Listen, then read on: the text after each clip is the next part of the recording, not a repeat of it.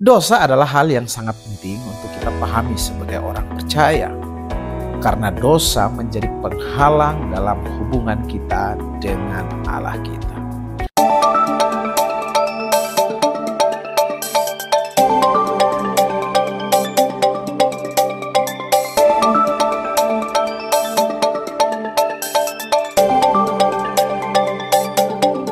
Salam sejahtera dalam Tuhan kita Yesus Kristus. Selamat datang kembali di YouTube channel ini. Sepanjang bulan Maret ini kita belajar tentang dosa. Pada minggu yang lalu saya sudah khotbahkan tentang pengertian dosa dalam Alkitab, lalu mengajak kita untuk hidup menghindar dari dosa. Dosa adalah hal yang sangat penting untuk kita pahami sebagai orang percaya, karena dosa menjadi penghalang dalam hubungan kita dengan Allah kita. Hari ini kita akan membahas tema yang sangat penting, yaitu penghalang. Apa itu penghalang? Mari kita simak lebih dalam. Dalam Kamus Besar Bahasa Indonesia, penghalang memiliki dua makna. Yang pertama, penghalang sebagai tindakan yang menghalangi. Sesuatu yang menghambat atau menahan kita dari mencapai tujuan. Makna yang kedua adalah penghalang sebagai objek yang merintangi. Hal yang menghalangi proses atau perjalanan kita menuju kepada tujuan. Nah, kita akan mengaitkan kedua pengertian ini dengan dosa dalam kehidupan kita sehari-hari. Yang pertama, dosa adalah penghalang. Dosa adalah penghalang yang memisahkan kita dari Allah. Alkitab dengan jelas mengajarkan hal ini di dalam Yesaya pasal 59 ayat 1 dan 2 berkata demikian. Sesungguhnya tangan Tuhan tidak kurang panjang untuk menyelamatkan, dan pendengarannya tidak kurang tajam untuk mendengar. Tetapi yang merupakan pemisah antara kamu dan Allahmu ialah segala kejahatanmu. Dan yang membuat dia menyembunyikan diri terhadap kamu sehingga ia tidak mendengar ialah segala dosamu. Dosa bukan hanya menjadi penghalang dalam kehidupan kita, tetapi lebih dari itu, dosa menjadi pemisah antara kita dan Allah. Ketika kita hidup dalam dosa, kita mendapati diri kita terpisah dari Allah. Bahkan doa kita tidak didengarkan. Allah itu tidak jauh dari kita, tetapi dosa yang kita lakukanlah yang menjauhkan kita dari Allah. Nah, saya ingin berikan ilustrasi untuk menolong kita supaya lebih dalam memahami tentang hal ini. Bayangkan ada sebuah jembatan yang menghubungkan dua tebing yang tinggi. Di atas jembatan itu, kita bisa berjalan dengan aman menuju tujuan kita. Namun, jembatan itu tiba-tiba terputus di tengah jalan. Apa yang terjadi? Kita tidak bisa melanjutkan perjalanan kita. Nah, jembatan yang terputus itu adalah dosa dalam kehidupan kita.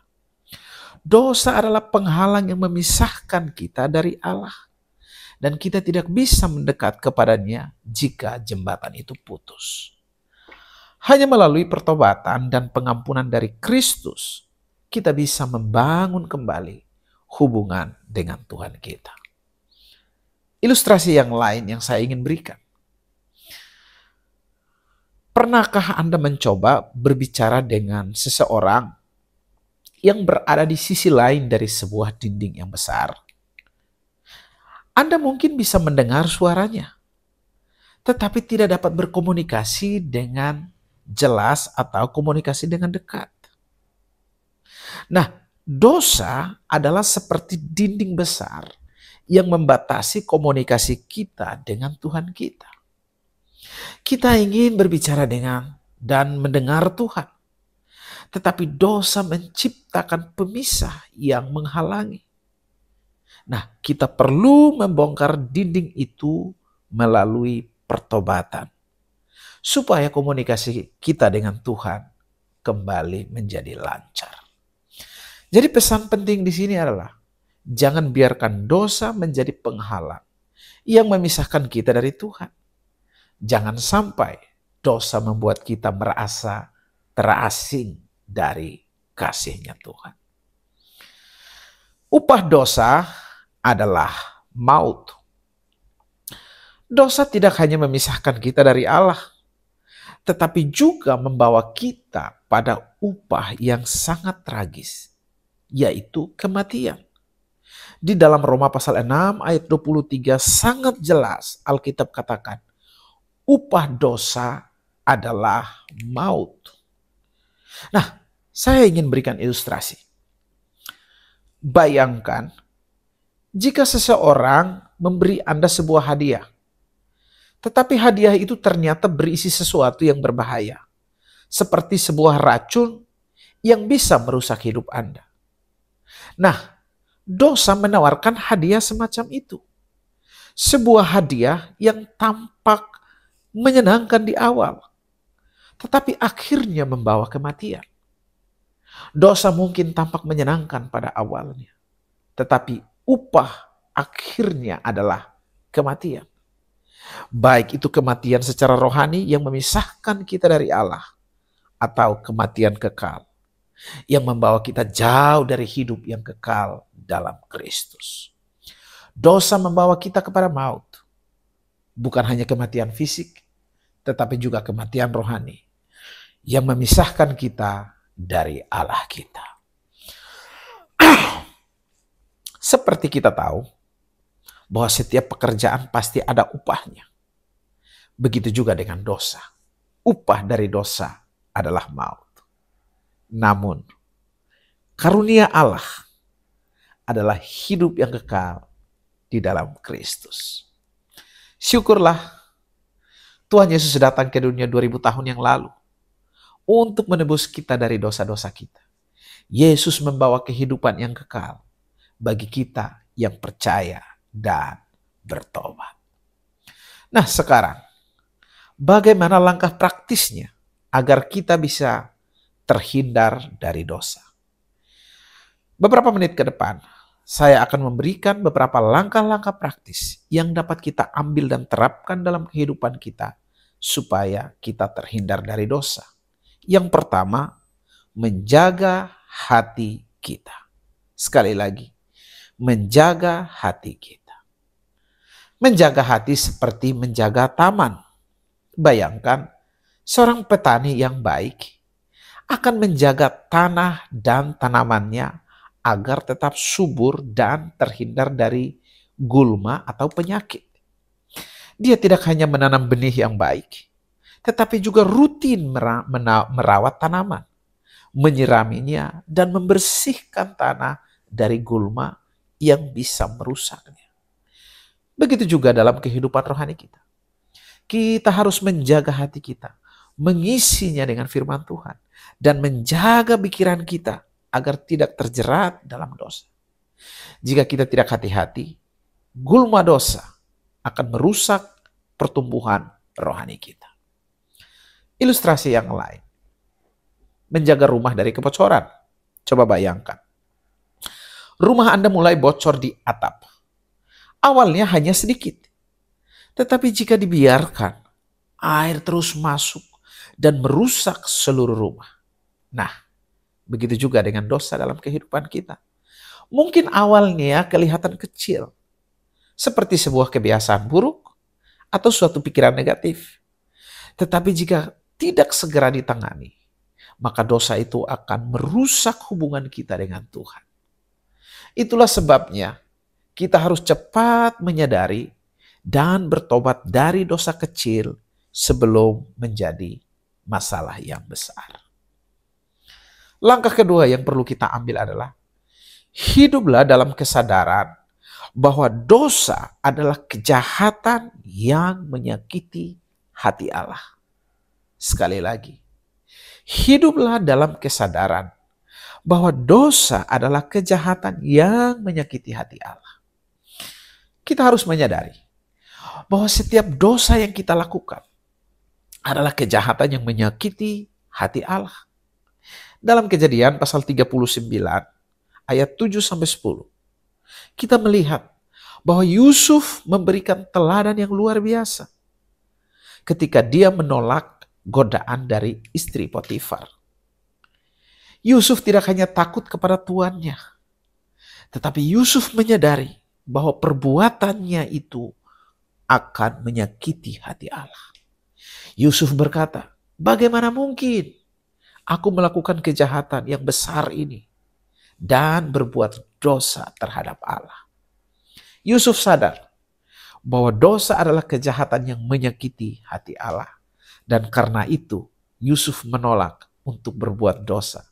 Meskipun dia bisa saja mendapatkan keuntungan dari perbuatan itu. Hei, jika kita menyadari bahwa dosa adalah tindakan yang menyakiti hati Allah, kita akan lebih berhati-hati untuk tidak terjebak dalam perbuatan dosa. Sekarang langkah yang ketiga. Ingatlah bahwa hadiah dari dosa adalah kematian. Sekali lagi, ingatlah bahwa hadiah dari dosa adalah kematian. Penting untuk kita mengingat bahwa setiap kali kita tergoda oleh dosa, kita sedang memilih kematian. Tetapi melalui Yesus Kristus, kita diberikan hidup yang kekal. Roma 6 ayat 23 kembali mengingatkan kita bahwa upah dosa itu adalah maut. Kita harus mengingatkan bahwa setiap kali kita tergoda untuk berdosa, kita sedang memilih maut. Sekali lagi, setiap kali kita tergoda untuk berdosa, kita sedang memilih maut. Bapak, Ibu, dan saudara-saudari, bersyukur kepada Tuhan kita. Karena berkat kasih karunia Allah melalui Yesus Kristus, kita diberi hadiah hidup yang kekal. Kita harus menanggalkan dosa dan hidup dalam kebenaran agar kita tidak jatuh dalam kematian rohani. Sekarang yang keempat, yaitu terbuka terhadap pimpinan Roh Kudus. Dalam Galatia pasal 5 ayat 16 dan 17, di situ Paulus memberikan nasihat supaya kita hidup oleh Roh, dengan maksud agar kita tidak mengikuti keinginan daging kita. Roh Kudus memiliki tugas untuk menginsafkan kita tentang dosa dan memimpin kita menuju kebenaran. Nanti boleh baca di dalam Yohanes pasal 16 ayat 8 dan 13. Nah, ketika kita peka terhadap pimpinan Roh Kudus, kita akan mampu menghindari godaan dosa dan tetap hidup dalam kebenaran. Berikut ini saya akan berikan ilustrasi untuk membuat kita lebih memahami bagian ini. Coba bayangkan, Anda berada di tengah hutan yang lebat dan Anda kehilangan arah. Anda tidak tahu kemana harus pergi. Tapi tiba-tiba Anda mengeluarkan kompas yang memberikan arah yang jelas. Nah, Roh Kudus adalah seperti kompas dalam kehidupan kita. Ia memberi kita petunjuk dan mengingatkan kita ketika kita sedang berada di jalur yang salah. Ketika kita mendengar suaranya, kita akan terhindar dari dosa dan bisa berjalan dalam kebenaran. Ilustrasi yang berikut. Bayangkan jika mobil Anda memiliki sistem alarm yang berbunyi setiap kali ada yang mendekati atau ada potensi bahaya. Nah, dalam kehidupan rohani kita, Roh Kudus adalah alarm peringatan yang selalu mengingatkan kita ketika kita mulai tergoda untuk berdosa. Jika kita peka dan mendengar suaranya, kita akan dapat menghindari banyak hal yang merusak kehidupan kita. Sekarang langkah yang kelima atau langkah yang terakhir. Isi hidup kita dengan firman Tuhan. Sekali lagi, isi hidup kita dengan firman Tuhan. Firman Tuhan adalah sumber kekuatan dan pelindung kita dari dosa. Dalam Mazmur 119 ayat 9-11 tertulis, dengan apakah seorang muda mempertahankan kelakuannya yang bersih? Yaitu dengan menjaganya sesuai dengan firman. Nah, saya ingin berikan sekali lagi satu ilustrasi. Bayangkan Anda sedang berada dalam perjalanan panjang di hutan belantara tanpa jalan yang jelas. atau tanpa peta. Anda bisa tersesat, tidak tahu arah tujuan, dan akhirnya Anda bisa berakhir dalam kesulitan. Nah, firman Tuhan di sini adalah seperti peta yang menunjukkan jalan yang benar dalam kehidupan kita. Dengan firman-Nya, kita tahu arah hidup yang harus kita tuju dan bagaimana menghindari godaan serta dosa yang bisa menyesatkan kita.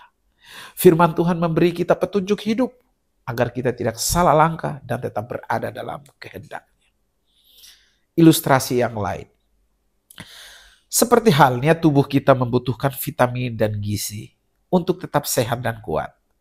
Nah, firman Tuhan juga adalah seperti makanan rohani yang memberi kita kekuatan untuk kesehatan rohani kita. Setiap kali kita membaca dan merenungkan firman Tuhan, kita sedang memupuk kehidupan rohani kita. Ketika kita mengisinya dengan firman Tuhan, kita terlindungi dari penyakit dosa yang bisa merusak hidup kita. Firman Tuhan memperkuat kita untuk menjaga hati kita tetap bersih dan menjaga kita dari segala bentuk pencemaran rohani. Penutup, kita telah belajar bahwa dosa adalah penghalang yang memisahkan kita dari Allah, membawa kita kepada maut, dan menghancurkan hubungan kita dengan Tuhan. Namun, melalui Yesus Kristus, kita memiliki jalan keluar untuk bebas dari dosa. Jadi, mari kita hidup dengan kesadaran akan dosa, ingat akan upah dosa, dan terima kasih kepada Tuhan yang memberi kita karunia hidup yang kekal. Tuhan Yesus memberkati kita semua. Jangan biarkan dosa menjadi penghalang dalam hidupmu. Hidupkan kebenaran dan biarkan Tuhan memimpin kita untuk hidup sesuai dengan kehendak-Nya. Terima kasih telah bergabung dalam khotbah hari ini. Jika Anda diberkati, jangan lupa untuk like, share, dan subscribe untuk lebih banyak mendapatkan pembelajaran rohani. Tuhan Yesus memberkati.